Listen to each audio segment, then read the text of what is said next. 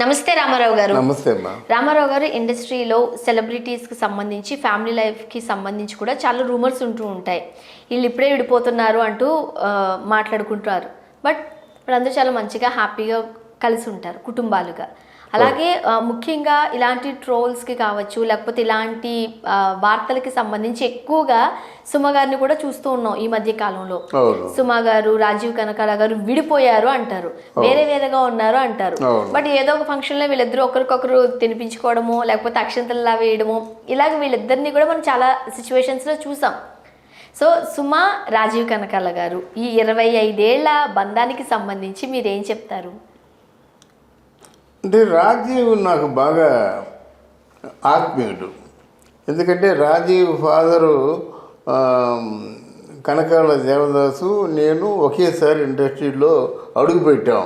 ఆయన చలిచేమలు, నేను ముద్దులో చెల్లుడు సినిమా, అలా ఒక 2-3 సినిమాలు మీ కాంటెంపరీస్ మాట. నేను రాజీవ్ కనకాల దేవదాసు తతేమో ఆ జంజాల, ఈ ముగ్గురు ఒకేసారి, ముగ్గురు కొత్త డైరెక్టర్లు ఒకేసారి వచ్చాము. ఈ దేవదాస్ బాగా నాతో మాట్లాడుతుండేవాడు. అదే విషయం ఏంటంటే రాజీవ్ కనకాల ఇండివిజువాలిటీ ఉన్న మనిషి, పేరెంట్స్ అంటే అమితమైన భక్తి భావం ఉన్నటువంటి మనిషి. మూడవది ఏంటంటే నరాన కూడా నటన అంటే పిచ్చి ఉన్న మనిషి. అనుకోకుండా నేను ఒక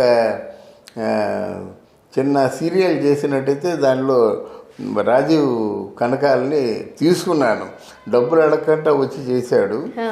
తర్వాత ఏదో ఇచ్చాను. కానీ తర్వాత ఇంతో పాటు వినోద్ బాల అని ఈ టీవీ యూనియన్కి సెక్రటరీ అయి ఉంటాడు బహుశా, వినోద్ బాల వాళ్ళు వచ్చారన్నమాట. సరే, విషయం ఏంటంటే ఐ న్యూ రాజీవ్ కనకాల, ఆయన మనిషి మనస్తత్వం, ఆయనంతా పెద్దలంటే గౌరవం, భక్తి అంతా ఉంది. ఇక్కడ సుమ నేను గమనిస్తున్నాను, కానీ సుమకి నా గురించి తెలుసో తెలియవలసిన అవసరం లేదు. అలాగే తెలియకుండా పోవాల్సిన పరిస్థితి కూడా కాదు. ఎక్కడ చూసినా నేను కనిపిస్తాను కనుక, సుమ గురించి 4-5 సార్లు చెప్పాను కనుక నా గురించి ఆవిడ తెలిసే ఉంటుందని నేను అనుకుంటున్నాను. ఇక్కడ సుమ ఒక రాంగ్ స్టెప్ తీసుకుంది.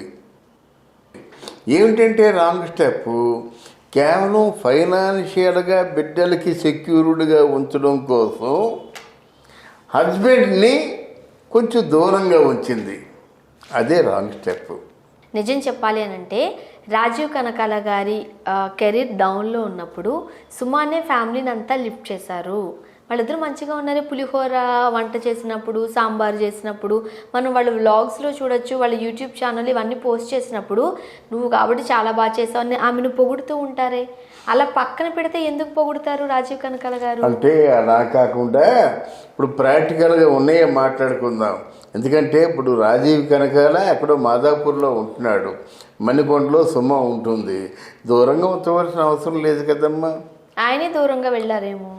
ఉంచవలసిన అవసరం లేదు కదమ్మా. అంటే తనకి ఎంత అమౌంట్ వస్తుందో, లేకపోతే దాని గురించి కూడా రాజీవ్ కనకాల గారు చాలా సందర్భాలలో సుమ గారిని వెనకేసుకొచ్చి మాట్లాడారు. కాదమ్మా, వెనకేసుకొచ్చి మాట్లాడతారు, ఇప్పుడు వెనకేసుకొచ్చి మాట్లాడతారు. మరి ఎందుకు కలిసి ఉండటం లేదు వీళ్ళు? ఎందుకు అనవడైపోయారు? అనకూడదు. కానీ 25 years యానివర్సరీ ఫంక్షన్లో కూడాను కట్ షాట్స్ ఎందుకు, నువ్వు అక్కడ నేను ఇక్కడ అంటూ నవ్వుతూ చేయడం, ఆయనేమో అక్కడేమో కారు డ్రైవింగ్ చేసుకుంటూ నవ్వుతూ చేయడం. ఎందుకు? ఇద్దరు కలిసి ఒకరోజు దేవుడి గుడిలో కలుసుకోవచ్చు కదా. ఒక్కరోజు కలుసుకోలేరా ఇద్దరును? ఈ ప్రశ్న సమాధానం చెప్పలేరా వీళ్ళు? అందువల్ల నేను ఏదైనా పొరపాటు చేసిందని చెప్పడానికి కారణం ఏంటంటే she should not leave Rajiv Kanakala. ఎందుకంటే రాజీవ్ కనకాల ఉండబట్టే నీకు పిల్లలు వచ్చారు. రాజీవ్ కనకాల తర్వాతే నీ పిల్లలు. ఇవాళ అనుకుంటున్నావు కదా రోషన్ అని చెప్పేసి. ఈ రోషన్ని పెళ్లి చేసిన తర్వాత, ఆ రోషన్ని పిల్ల వచ్చిన తర్వాత రోషన్ భార్య దగ్గర సుమ అత్తలాగే ఉంటుంది. అప్పుడు సుమకి ఎవరు ఉంటారండి? రాజీవ్ కనకాలే ఉంటాడు. ఫ్యాక్ట్స్ ఇవన్నీ. ఇప్పుడు రోషన్కి పెళ్ళి అయినంత సినిమా హీరో చేసినంత వరకు ఉంటాడు, తల్లి డబ్బు పెట్టినంత వరకు ఉంటాడు, కొన్ని కోట్లు ఖర్చు పెట్టినంత వరకు ఉంటాడు, భార్య వస్తుంది, భార్య వచ్చిందో తినాడు, 2-3 పిల్లలు పుట్టినట్టయితే అమ్మ మాకు కూడా పిల్లలు పుట్టారు కదా, మమ్మల్ని స్వేచ్ఛగా విడిచిపెట్టామంటాడు. అప్పుడు తనకు ఎవరు ఉంటారు? నువ్వక్కడ నేను ఇక్కడ పాటలు పాడుకుంటారా? అప్పుడైనా కావాలి కదమ్మా. అంటే భార్యాభర్తలు విడిపోతాం, విడివిడిగా ఉందామన్న ఆలోచన తప్పు అంటాను నేను. తర్వాత సంపాదన అంటారు, నా సంపాదన నీ సంపాదన ఏంటి, ఆయన కోఆపరేట్ చేయకపోతే మీరు సంపాదిస్తారా? కొంతమంది ఉన్నారండి, పెళ్ళి అయిన తర్వాత మీరు యాక్ట్ చేయొద్దు, నేను తెస్తాను కల్లో కదా, నీ తెచ్చిన దాంతో నువ్వు సరిపెట్టుకో. ఆయన ఏమంటున్నాడు, నేను సినిమాలో యాక్ట్ చేయడమే కాకుండా వేరే విధంగా కూడా సంపాదించానే, అప్పుడు నీ సంపాదన ఎంత అంటే ఆయన చెప్తా, రియల్ ఎస్టేట్లో కూడా సంపాదించాను నేను, అప్పుడు నీ సంపాదన అంత. ఇప్పుడు ఆయనకున్న సోర్సెస్ ఆయనకు ఉన్నాయి కదా, ఇప్పటికి కూడా యాక్ట్ చేస్తున్నాడు. కానీ కేవలం వ్యక్తిగతంగా ఒకరి గొప్పతనాన్ని ఇంకొకరు తెలుసుకోలేకపోవడం వల్ల, ఒకరి తప్పులు మరొకరు క్షమించకపోవడం వల్ల ఇది వచ్చింది. ఎందుకంటే చెప్తున్నాను, 25 years నిండాయి కనుక ఈ సందర్భంగా నాబోటి సీనియర్ జర్నలిస్ట్ మాట చెప్పాలన్న ఆలోచనతో తప్ప, డెఫినెట్గా ఎంతైనా భర్త తర్వాతే భార్యకి. ఇండస్ట్రీలో సుమా గారికి చాలా మంచి పేరుంది, గలగలా మాట్లాడతారు, అందరితోనూ స్నేహపూరితంగా ఉంటారు, సమయస్ఫూర్తి ఉంది. ఓకే, తన అసిస్టెంట్లు అందరినీ కూడా కుటుంబ సభ్యుల్లాగా చూస్తూ ఉంటారు అని. అండ్ రాజీవ్ కనకాల గారు కూడా సుమా గారి చాలా వీడియోస్లో కనపడుతూ ఉంటారు. వాళ్ళు విడిపోయినట్టుగా కొంతమంది చెబుతూ ఉన్నప్పటికీ నాకు తెలిసి విడిపోయారని మిగతా వాళ్ళగా సొల్లువాగుడు నేను వాగను, కానీ దూరంగా ఉండవలసిన అవసరం ఎక్కడ ఉంది? ఆవిడ పాట పాడినట్టు నువ్వు అక్కడ నేను ఇక్కడ ఏదో పాట పాడింది కదా, ఆ పాట పాడినట్టుగా దూరంగా ఉండవలసిన అవసరం ఏముంది? కలో గంజో గుడిసో లేదా ఇల్లు ఒక ఇంట్లో ఉండొచ్చు కదా, ఒక కొంపలో ఉండొచ్చు కదా, నీ పక్కన సొమ్ము ఉండాలి, సొమ్ము పక్కన నువ్వు ఉండాలని మీ అభిమానులుగా మేము కోరుకుంటున్నామమ్మా. మీ అభిమానులుగా మనం కోరుకుంటున్నాము. డబ్బు శాశ్వతం కాదు, డబ్బే ఉంది, 3 సినిమాలు తీస్తే అయిపోద్ది, మొత్తం అప్పులు పాలైపోతారు అన్నమాట వాళ్ళు.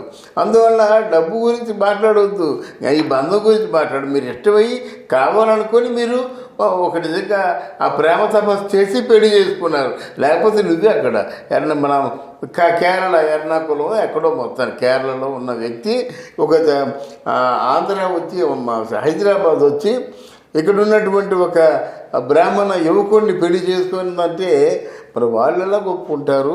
ఇక్కడ కనకాల దేవదాసు కంటే విజయలక్ష్మి చాలా సీరియస్ అన్నమాట, వాళ్ళ అత్తగారు చాలా సీరియస్.